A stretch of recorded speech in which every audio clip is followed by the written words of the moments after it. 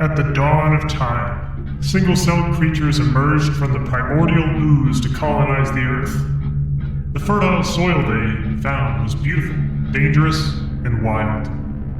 However, it was also super lame because they didn't have the concept of numbers with which to rate things.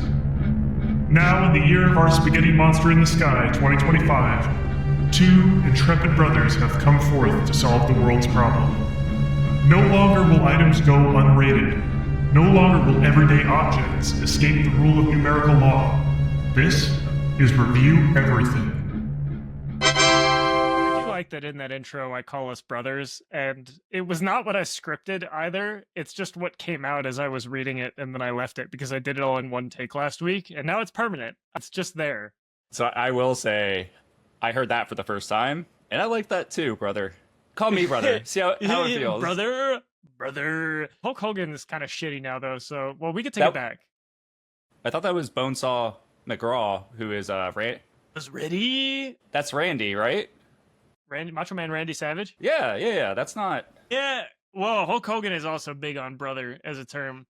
We'll But rate him Randy, later. you're right, and Randy Savage is chill. I saw, we're already way the fuck, this is a bonus episode and we're already off track, but I saw this clip of Randy Savage where they were like, do you ever cry, Macho Man? He's like, oh yeah, the Macho Man experiences the full range of human emotions. And like he was just like, yeah, I cry. And I fucking love it. I mean, he's dead, but I love that he did that. He died? Wait, okay, this is I don't the think. second time I've done this. I'm pretty sure Macho Man Randy's, yeah, he died in 2011, Oh unfortunately. man, that's a bummer. After he cameoed in Spider-Man. Correlation? I don't know. Causation? Maybe. I would say he has what's the name for that movement? But like positive masculinity, where you can invoke your feelings and that's okay. Man, I want to learn more about Randy Savage, not Randy Jackson. Him and Pedro Fuck Pascal. Randy Jackson! Lightning ranking 0 for Randy Jackson. Wow, it's another lightning ranking from Connor. Now, we don't put those in the official spreadsheet, but if Wait. you're keeping track, it's been two things that he's put at 0. It's just true. Did you cut the other one out? I think I left it in. Okay. Or I haven't edited the episode yet. Who knows? It might be in, it might be out. All right, fuck this. We're here for a bonus episode. We're off track. We're recording a full episode after this because we're maniacs. So this is a bonus episode. If you're listening to this as your starting point, it's probably the wrong space. Go back and listen to a different one. But this is we're going back to review an item because last time we were rating My Lucky Coin. Mm-hmm.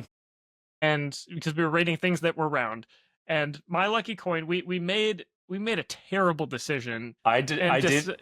Bud, hey brother, I know we talked about this off pod. We try to keep the good content for on pod, but I did you dirty. I know that. I will probably do it again, but you have to have some ownership in this because you said yes. And I probably would have done the same thing, and I have a feeling you might be doing that to me later in the episode, but I just want to let you know I feel a little bit bad about doing you so dirty on a scary airplane coin flip to maybe see if you die. Yeah, and you're right. You gave me an out, but at that point I was like, "Fuck it, I'm flipping this coin, and it's gonna decide whether I live or die." You put that one chip talkie in your mouth, and you're like, "It's already there. I'm gonna crunch it." Might as well keep going. So we rated My Lucky Coin. It was our first null ranking, and we said if I came back alive, we would give it a perfect 10. But I do have some interesting facts about this trip that I may or may not have been influenced by My Lucky Coin. So when I was gonna fly out to Chicago, first of all, last week I flipped a coin. Said heads, I'll live. Tails, I'll die. It flipped heads, I lived. And a coin gets better score if you live, because it's if lucky. I live. If you die, it's very unlucky. It gets a lower score. But we also fucked up because that was great content if I died. So yeah. And now we're stuck with the shitty content if I'm still alive. I just told you I did 3 backlog episodes assuming you would die. Yeah, that's fair. I mean, that's good. Like keep it rolling without me. The show must live on. But so there was supposed to be this really crazy weather when I was in Chicago. There was supposed to be a huge thunderstorm the day I got there. There was potentially going to be a tornado the day I was leaving. That weather cleared up magically. It was sunny, there was no wind, and it was beautiful when I landed, and it was beautiful when I took off. There was no issues whatsoever. Is it the lucky coin, or is it the fact that meteorologists are full of shit? I don't know. I have one piece of evidence. Real quick, as a native Chicagoan, there's something called lake effect there, and so there's a microclimate around the lake, around Chicago, which can often move the weather formations very quickly. You'll have storms pop up, storms go away. Did you this reminds me of something I learned while I was in Chicago. Did you know that they reversed the direction of the Chicago River? Yeah, I took the fucking boat tour. Of course I knew that. Yeah. Okay, for our listeners who don't know, one last brief aside. This shit's crazy. So Chicago was dumping so much sewage in their river that it was flowing into Lake Michigan, which is where they get their water from. And they were like, that's bad. And rather than saying, let's dump less shit in the river, they spent 8 years moving more dirt than the Panama Canal to reverse the direction of the river so it flowed away from the lake and then actually flowed down into, I think it was Missouri. And Missouri straight up sued them for sending all of their sewage down south and lost. The Supreme Court was like, it's probably fine. So that's pretty fun. I know generally we try to stay away from conspiracy theories on our podcast. That's a different podcast that we do. Hey, I'm wearing the shirt from my old podcast where I did conspiracy theories. There was a very similar incident, I think, like 10, 15 years ago, where the Dave Matthews tour bus dropped all their poop in traffic into the river. Yes, that was something like, as he told us as we were going under the bridge, like, this is the Dave Matthews Bridge where the tour bus dumped all of its shit on a tour boat.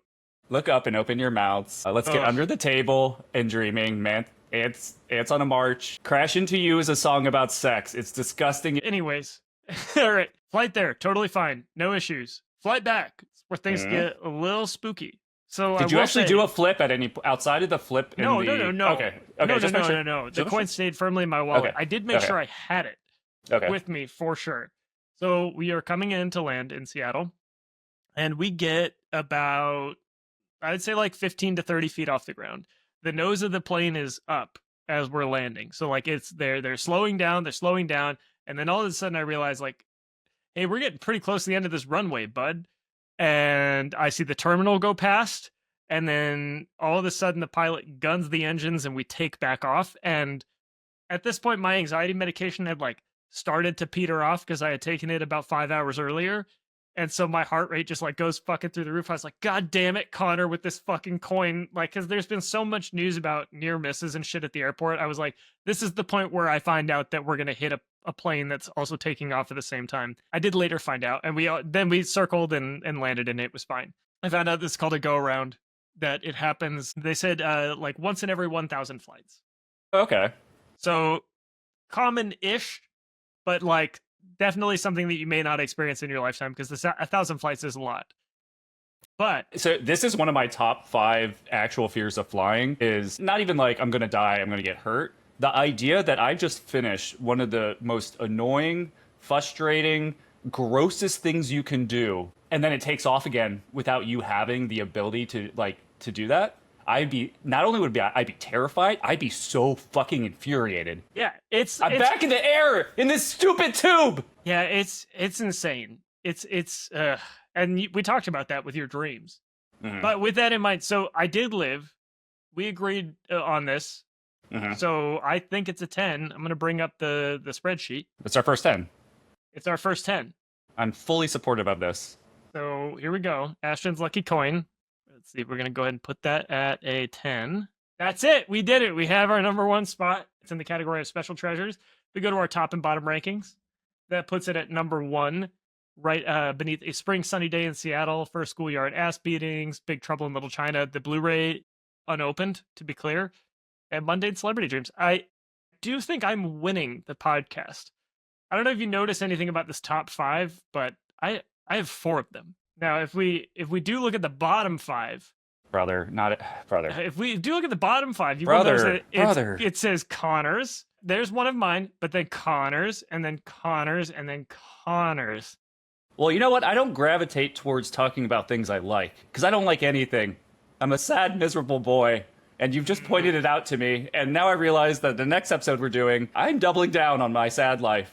Yeah, I think our next episode is we're both bringing some pretty low-ranking items. But so I did notice that, and I have a surprise that I would like to bring in. Okay. So previously, I rated one of your items very poorly. Mm-hmm. Specifically, I rated the TB book by John Green poorly, and then if I recall, you said it's a book, so it's from an author, and so obviously he's rage baiting me. My wife actually got on my case. She listened to the episode and said, the way you rated that book is infuriating. And I was like, that's fair. That's fair. Thank you, Ken. Okay. Give me my gift. So your gift is that I actually started reading it, and it's awesome. and I would like to up the ranking of the TV book by a full point from a 6.5 to a 7.5. Hell yeah! Is there a TV antidote antidote? I always say antidote. It's not a. Well, maybe that makes sense. A TV antidote that you'd like to share? An antidote for TB. Let me think, because there's been a lot of good ones. It's going to be a minute, because as soon as you asked, my mind went blank. How about this? While you think about it, I'm going to give you a gift, because I do feel a little bad still. For the podcast, and not for real life. If we're not doing the podcast anymore, it's done. I'll give you one opportunity to make me bet my life on something. Trivial. Something completely trivial. Yeah. And I think we've got an amazing opportunity, because you and I are going to be traveling to adult summer camp. Yep. Yeah, we're going to be going to adult summer camp, and I feel like that's a good trip where you might die. We're going to be in the woods. There's cold water. There could be bears. All right. Well, we'll talk about it, but just to make sure, because it sounds like this is going down more of a murdery hole. You can't move it along on your own. We just put it into the ether, but you can't help me die. No, I'm not going to help you die. Okay. Like you can't drown me. That's your wheelhouse. You always say that's how you help me get out of snowstorms. But so just real quick, this does put the TV book at a 7.5, which puts it in a tie with the Big Trouble in Little China Blu-ray case, the unopened box copy of that. Do we think it's better than that? I'm going to argue yes, it is. Oh, because we have to recalibrate. Yeah, and also we would call it a 7.6. Okay. All right. Look at that. Now you have something else in the top 5, and it feels more balanced. It's not a competition. So my favorite fact from this TV book so far is more just been about how they attributed it to artistry. And there was a quote from somebody that was like, if I want my poems to be better, I should get consumption. Yeah. And just the concept of like, man, I can't be good unless I die of this disease. Pretty amazing. Yeah. I'll do the exit song. I don't have the MP3 available, but it's something like a lot of tiny pianos. And then it goes, we rate everything. We rate everything. We rate everything. Rate everything. Rate everything. And then there's tiny pianos. And so that's the exit song. All right. That's nice. Bye.